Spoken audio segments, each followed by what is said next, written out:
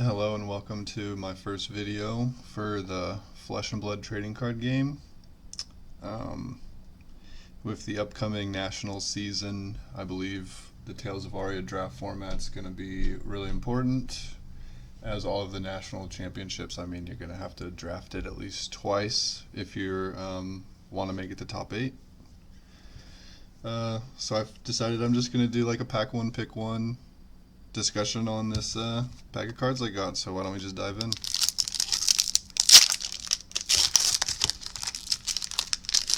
Alright.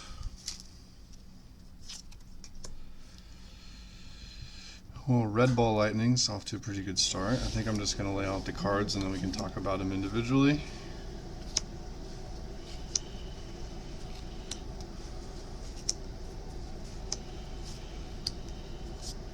Oh, well, I think we all know what we're probably picking here, but I guess we can still discuss everything else. Alright.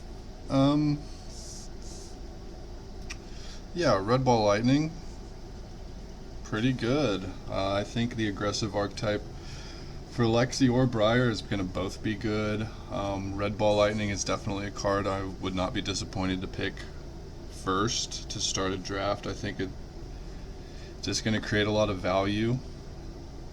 Not only can you reveal it to fuse, but it's just like an incredibly aggressive card.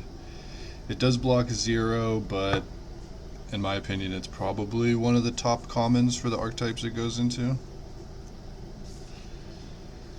Blue Break Ground. Not a huge fan of the Earth, or like the elemental cards like Earth, Lightning, and Ice attacks that only block for 2. Its effect is kind of marginal. I guess it can be like alright. You know, it's a blue, so it has that going for it. As a pack one, pick one, it's like incredibly unexciting, and I don't think there would ever be a composition of a pack where I'd be looking at this card. But you know, if it wheels or something and you're in Earth, like, and you need a blue, like clearly it fits that. So it has a place. It's just not that exciting. Invigorate yellow, huh? You know, I'm not that impressed with this card. I feel like maybe in like a draft format instead of sealed, maybe it can be better. It just seems like it kinda doesn't do what you want it to do, really. Like, you can't reveal it to fuse anything. It blocks 2. And getting its effect isn't like marginal. Like, it can be pretty difficult to set that up. In Briar it can be pretty good because it's just a non-attack action that costs 0 and it won't always block for 2, so it can be fine there. I'd probably prefer like the blue one so it has multiple rolls. Definitely not looking at that card at all here. Like, even if I didn't unpack the pack already, like Ball Lightning would be the pick so far. Well, I know I just said I don't like the attacks that block for 2 when I was talking about Break Ground, but this one's kind of an exception. It's just really aggressive. I feel like in the draft format, it blocking for 2 is definitely a downside, but it's just like a solid card. I mean, if you're playing this from Arsenal and giving it go again, that just seems like a fantastic turn. And it's going to find its place in Arsenal a lot because if you're using it to fuse, because it's lightning, sometimes it'll just end up in your hand at the end of the turn. You won't have an action point or whatever, and you'll just put it in Arsenal. And yeah, I think that's a really solid card. I still think I take Ball Lightning over it because it's more of a unique effect. This might just be like a better attack, but I think the text on this card is very relevant. So this is a card I wouldn't mind first picking, but I'm not first picking it over Ball Lightning. And honestly, it might be like one of the worst cards I would consider first picking. So tomorrow, yeah, I mean, it's slightly better than Break Ground in my opinion, because in Briar it can often not just block for 2. Again, I don't see myself ever just first picking like a card to fuse that's a blue, like this is definitely going to make a deck somewhere because it has properties a deck would want. But I think in your first pick you're going for power, not the cards that support your power. So, yeah. Embolden.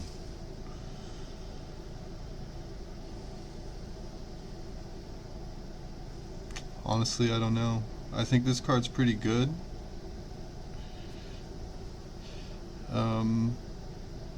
I'm trying to think how often you'll draw a card, like what you're doing, because it's like it says non-token, so it's not even going to work if someone's like giving you a frostbite or whatever. Although I guess the frostbite would disappear because you'd have to use it to pay for the embolden. So I'm not sure. I mean, just pumping an attack seems fine. It doesn't seem that exciting though. Costing 4 seems bad. You know, the blue one's pretty good, right? Because it just pitches blue, blocks 3. Maybe I'm severely undervaluing that card. I don't have a lot of experience drafting the set. But yeah, I don't think I would consider it over one of the more aggressive options here. Now, Biting Gale is interesting. I kind of like Biting Gale as a defense reaction.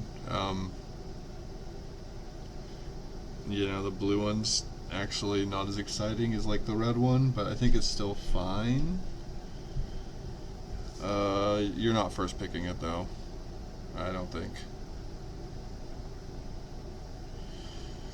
Vila Flash, really good card.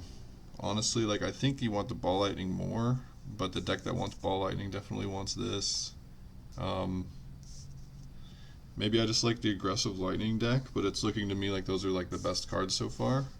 So you're kind of sending bad signals as well. But what are you going to do? Some blues, I mean, blue Buzzbolt is fine. Like you probably would rather have like Frazzle, obviously, but it's fine. It pitches 3, it blocks 3, it's an arrow. Not exciting. My analysis of Buzzbolt's probably like the same for Rites of Replenishment. Like, it's fine, it pitches 3, it blocks 3, it's just not too exciting. I don't think the draft format's slow enough where shuffling cards back into your deck is going to be, or not shuffling, but just putting them at the bottom is like, you're not dying to fatigue, I don't think, a lot. Maybe against Oldhim you are, so we'll see. Snow Under. Kind of like that one actually. Pitches 3, blocks 3, and it's actually like threatening. Like your opponent has to 2-card block it, and one of the cards has to be a 3 block. There's not a lot of equipment block in this set. There might even be like none in the common besides the shield. Yeah, I really like that card actually. It's kind of innocuous. It's not as exciting as like the Ball Lightning or the Vela Flash, but it's just super solid. I don't think, like, if you're playing an Ice Guardian deck, you're never cutting that card, and you're probably playing as many as you can get. So, I mean, personally, I'm not taking it first pick, but it might be good enough because it's just really good.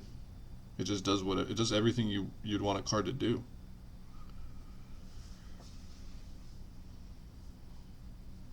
Blizzard Bolt. I like the yellow Blizzard Bolt especially because that breakpoint of 4 with the on-hit effect is solid. I think that's just a really good card.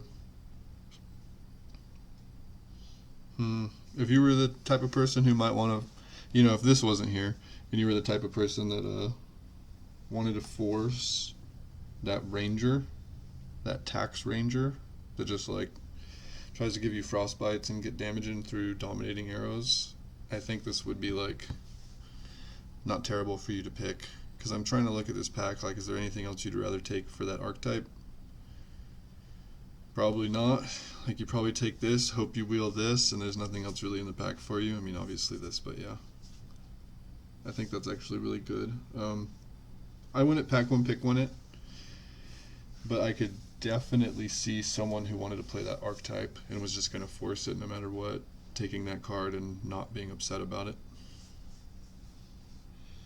Yeah, Arcanic Shockwave. What does there say? Solid card. It's basically like an Arcanic Crackle from Monarch, and I mean that card was solid, right? Because people can't stop the arcane. Um, it's probably not going to hit. I'd rather have the red because the 3 block's a little easy, but there's a lot of 2 blocks in the set, so you might get 2 embodiment of Earth tokens off that. Just another card for the archetype I seem to like with the ball lightning, lightning surge.